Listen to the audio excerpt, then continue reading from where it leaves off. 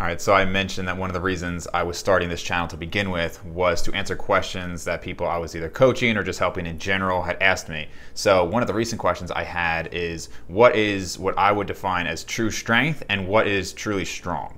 So I think all of us know that usually the bigger you get, the stronger you get, but we also see a lot of counterexamples to this in terms of interindividuality. So if you look at somebody who's smaller, that doesn't necessarily mean that they're going to be weaker than someone that's bigger, but generally speaking, when somebody is getting bigger and they're gaining muscle, they're almost always going to be getting stronger. Now, something that's actually interesting about that is when you look at the specific tension, which is the force per cross-sectional area of a muscle, it actually goes down generally as people get stronger. I'm not going to get into too much detail with that. If you want to learn more about that, I would actually check out some of the work that Greg Nuckols has done. He goes into a lot more detail than I would go into on that. But really, you find that the force is proportional to the diameter of the fibers and not actually the cross-sectional area.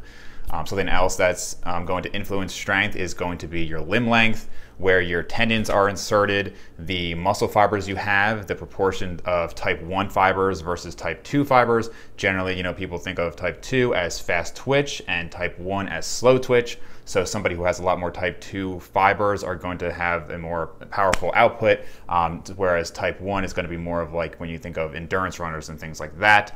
Also, just the amount of recruitment of the muscle fibers is going to play, having to do with sympathetic activation and things like that as well. So something I've always thought was relevant when you're considering strength is the range of motion and how far you are moving the weight. And so back in college, I had a friend, Carmen, who was on the shorter side. He was around 5'6", and I would joke that if we did the same weight for the same reps, that I was stronger because I had a much larger range of motion. And he would joke that from a physics definition, work is force times displacement. And so technically, when you're doing reps, you're doing no work because you end up back where you started. But I would say in reality, if you do have longer limbs and you're doing the same weight, that to me shows greater strength. And that's why I like if you look at strongman competition, for instance, there's only so much you can do to improve your technique as far as changing the range of motion. I mean, for the most part, you have to get a weight from point A to point B. Whereas in powerlifting, you're just doing a shorter rep. And so if you look at some of the female powerlifters, they use this to their advantage, which is great. I mean, if it's a competition, you should do anything you can within the rules to win. But you'll see women do something like a sumo deadlift, and they'll have their feet basically at the weights, very, very limited range of motion there. You also see that with bench, where they're very arched and they have a very wide grip. And you might see a 110-pound girl benching in the mid-200s because they just have such a good technique. But is that girl really as strong as, let's say, somebody who is 6'3" and doing that same weight but with a full range of motion without using those techniques? I would certainly say that that guy or a girl, whatever it is, with longer range of motion is the stronger individual there.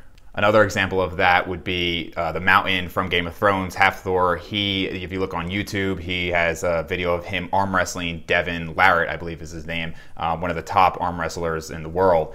And, Devin himself is a very impressive individual. I think he's like 6'5", 225 pounds, but he's certainly not stronger than Halfthor, right? Not even close. The guy is 6'9", I think nearly 400 pounds, the world's strongest man, incredibly impressive individual. But Devin is able to beat him in arm wrestling. Now, is he actually stronger, or has he perfected his technique over years and years and years? You see this also with Brad Loomis from 3DMJ. He said himself, he's like, I'm not really that strong. I'm just really good at benching, squatting, and deadlifting. And I think, when he's in like the 160s, he has some very impressive powerlifting numbers. So technique is going to factor into strength, but if you're actually looking at what I would consider as truly strong, it is less about the technique and about somebody's actual power output. So with all that being said, what would I consider to be truly strong or good numbers for somebody to hit? And really, this is going to be so individual, it's almost not worth answering. Not to dismiss the question, it's just that there's such a huge genetic component to strength that it's really hard to say that this is a good number to hit because you don't know somebody's potential. You have people who can hit a 500-pound deadlift within a couple of months, and you have some people who will never get to that. And again, that's going to be dependent on their limb length. It's going to be dependent on just their genetics for musculature.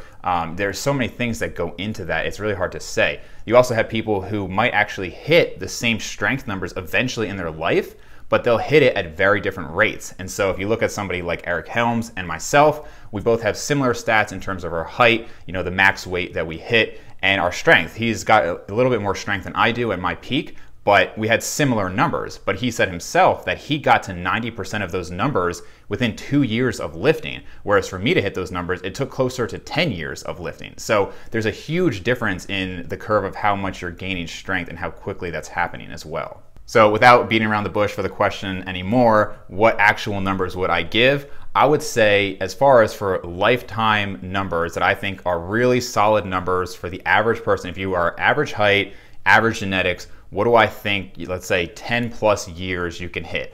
I would say most people in that situation would be able to hit somewhere between a 315 to 350 pound bench. I would say roughly a 500 to 550 pound deadlift and a 400 to 450 pound squat. Overhead press, maybe 185 to 225 pounds. And so, those are the numbers we often hear. There's a reason we often hear them, because I think especially if you're a natural lifter, you've been doing this for a long time, those are very respectful numbers. And some people are going to blow past those, and some people may never hit those. There are people who are going to be in that bottom 10th percentile, and it might just be the case that regardless of how hard they work, they might not hit some of those numbers. But I'd say the most important thing is to make sure that you are constantly improving your strength as long as you can. Generally speaking, like I said before, for an individual, the stronger you get, the bigger you will tend to get, especially for reps. If you just continue to gain on your 1 rep max strength, that might not put on a ton of size, depending on how much of that comes from technique. But even then, there is going to be a strong correlation the more advanced you get between your 1 rep max strength and your overall size. Certainly, if you take your bench from 225 pounds for 10 reps to 275 pounds for 10 reps, your chest is going to be much bigger, as well as your shoulders and your triceps most likely. So those are some of my thoughts on what I think is, what really signifies true strength and what is truly strong, and some of the factors that go into that. If you agree or disagree, comment down below and let me know what you think.